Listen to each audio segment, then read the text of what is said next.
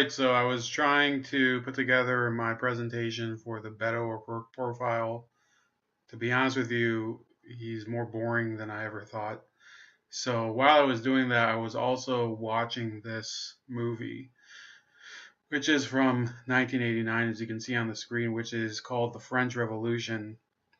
And it is fascinating how many quotes from this movie and, likely from that period. I don't know if these are true to what actually happened, but how true they are to the time that we are living in. For example,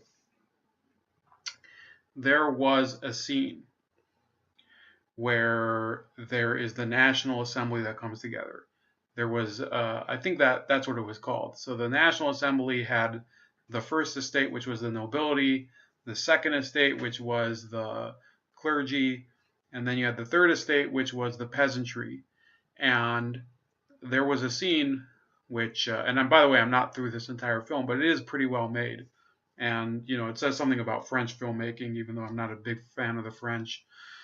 But there was this scene in the National Assembly where there was person after person. This person comes out up the Viscount of wherever, and he says, I hereby give up all of the privileges of the nobility. And then another noble comes in and he says, I hereby say that every man can choose whatever profession he wants. And then another one comes up and he says, I hereby declare the end of slavery and bondage. The black person can be equal to the white person.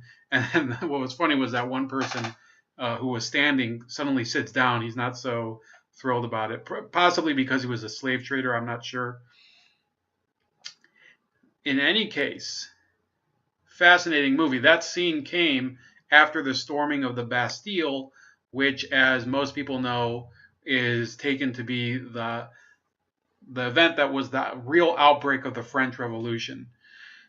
And really what I take out of the French Revolution is the hazard of having absolute power concentrated too far at the top, which is the way that France was led up until this event. Same thing with Russia, by the way. The Tsar, up until the Russian Revolution, was basically ruling as an absolute monarch with minimal powers delegated to his parliament, the Duma. Same thing in France. So essentially what triggered this revolution was that you had all this power concentrated in the monarchy, which was this hereditary institution, and it was supported by these nobles who typically were endowed with more wealth from birth, and these priests who also had relatively a lot of wealth, and then the rest of the population basically lived hand to mouth. And that's kind of the type of language that you hear today, people talking about elites, whether it's the cultural elites or the capitalist leadership, people like Bezos or Mark Zuckerberg. Unfortunately, we are living in a time when those quote unquote elites are behaving like the ones in the National Assembly. They're saying, well, we hereby, they're going before Congress talking about eliminating their privilege, talking about extending, protecting against hate speech, things like that. The lesson that I learned from this is that these people concentrated way too much power so far at the top, and now they're trying to appease the mob, which they can't really do. There's no way, as you know, and I haven't gotten to that part yet in this movie, but if you know what happened in the French Revolution, the nobles didn't turn out very well. In fact, you could probably say they lost a little weight up top. So, and when you look at some of these people who are demonstrating in squares and things like that, and trying to foment more and more of this revolutionary thought, they are really they really do want to do that to people like Zuckerberg and Joe Biden and other mainstays of the liberal elite. Okay, and that goes without saying also for the conservatives. The conservatives are, this is the difference between conservatives and liberals today in 2019. the majority of conservatives know that they are in a fight for survival against an undercurrent of subversion in our society, a subversion at all levels, where people are basically being told we have to destroy all norms and create a totally new mode of behavior. That's why you have shows like The New Normal. That's why you have, all these parades out in the open. Not to say I'm telling people to live completely Puritan lifestyles, but like these pride parades that, sometimes they just look like, just outright debauchery, stuff like that. You have Bill Nye having a Netflix special where he shows kids basically sex positions, things like that. That is what conservatives know, that they are up against that. And a lot of people who don't necessarily line up with conservatives are starting to realize that there's something wrong with that current as well. What about quote unquote liberals? They don't know that they're at war yet. They don't even know that their position is under attack, because in many ways they're insulated. In many ways they're under contract for, a large corporation. They feel that they don't have this exposure to the consequences of what the quote unquote revolutionaries will bring, because they think that what they're doing is appeasing them. Those are the people like Trevor Noah and of course Ellen DeGeneres and Kevin Hart, people like that who are on TV, or they get movie gigs, or they get to host Oscar specials, and then they step out of line one time and it's over. They can't get back in. So some of them, they basically lose a lot of their luster because they can't stay true to the mob. And the rest of them, they just continue to, march in formation towards this progressive dawn that they think they'll benefit from. Ultimately, I don't think that they will. And maybe I'm exaggerating. Maybe nothing will happen to them, and society will just continue to, progress in the same direction, and everything will turn out fine. But I don't think that by appeasing the progressive mob, you are going to create a society where you can guarantee your own survival. But by the way, progressives themselves are often becoming victims of their own purges. You see increasingly that there are men and women that they say or do things that step out of line, especially when it comes to these gender identities or racial identities, and suddenly their envelope of wokeness suddenly cracks. I'm going to show you a video that I watched a little earlier, which was a little interesting, and it got a negative reaction from the fans of Slavoj Žižek, who you might remember debated Jordan Peterson not long ago. But I think it details some of the sentiments we're talking about, so let's watch it a little. Here's a challenge. Using the inscrutable texts of an 18th century philosopher and the pseudoscientific musings of a long-forgotten French psychoanalyst, revitalize the single worst idea of the 20th century and power yourself to global superstardom. Sound impossible? Well, then you don't know Žižek. What am I doing here in the middle of the ocean, surrounded by frozen corpses? Slavoj Žižek is a Slovenian philosopher and unabashed communist, blessed with a rare gift for translating his radical politics into tasty pop culture analogies. Hunger Games, Elysium, that's the society we are approaching. 20% of people live in the privileged zone, the majority is out. That's the future. Žižek has produced an avalanche of books and starred in several movies, and his core claim is that capitalism is sustained through mass ideological indoctrination. There is nothing natural about human desires. We have to be taught to desire. You see dictatorship in democracy. It's the invisible order which sustains your apparent freedom. No. Corporate hegemons didn't teach you to love property rights and cheap air travel. And Like, at least half of what comes out of his mouth is absurd, pseudo-intellectual nonsense. When we flush the toilet, excrements simply disappear out of our reality, which we phenomenologically perceive as a kind of a netherworld. You're supposed to pretend that this is profound. We have a name for fantasy realized. It's called nightmare. But Zizek's appeal isn't coherence. It's that punk rock philosopher swag. I love Canada. I think you should invade the United States, make it a colony. And you should do the Hunger Games, and Americans should send people ready to die to you. Thank you. Zizek has secured a global fame accorded to just a microscopic slice of academics. The memeable mascot of the hipster revolutionary. All right, so you got a little taste of that. We'll keep watching in a second.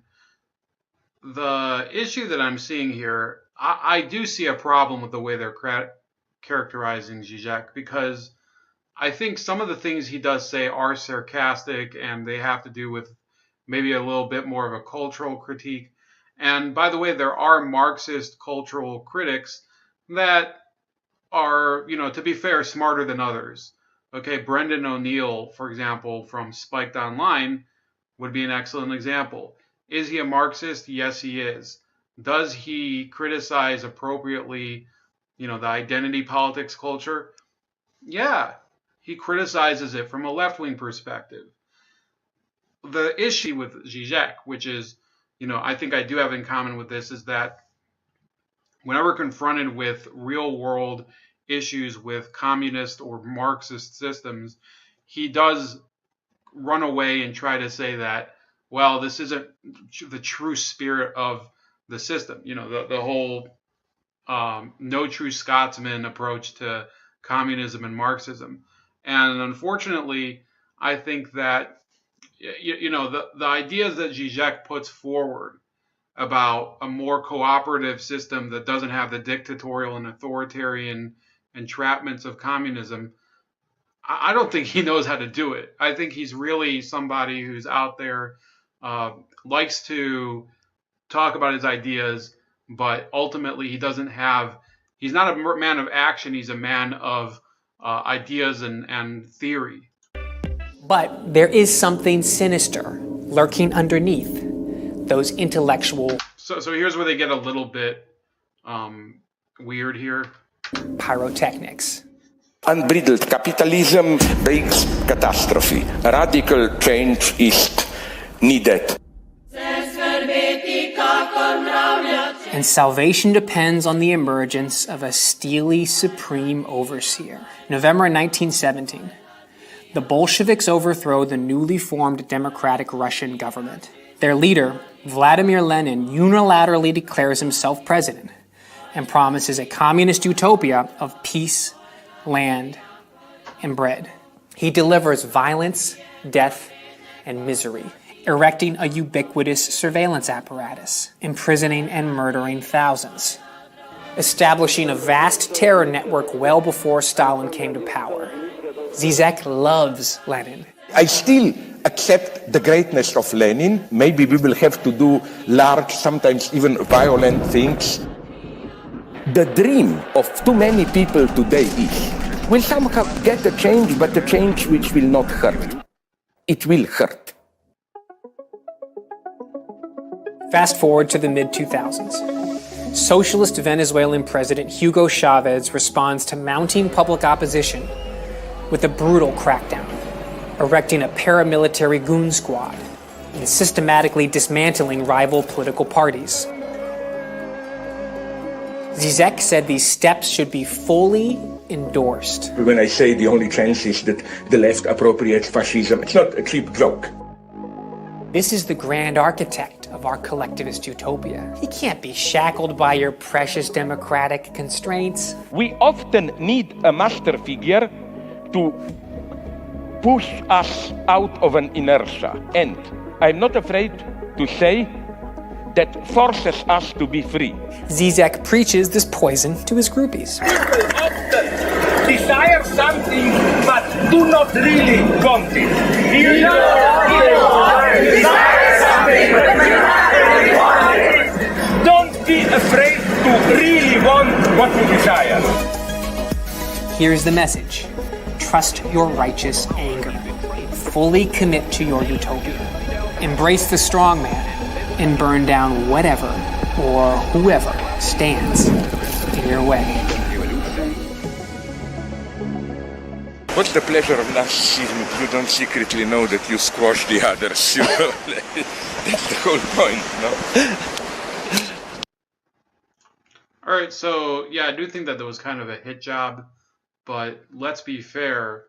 Zizek is talking about instituting a new economic system, and like other Marxist academics, he did praise the Chavez regime in the past, and a lot of people continue to just support it, which is a totally different topic, which we've discussed in other videos.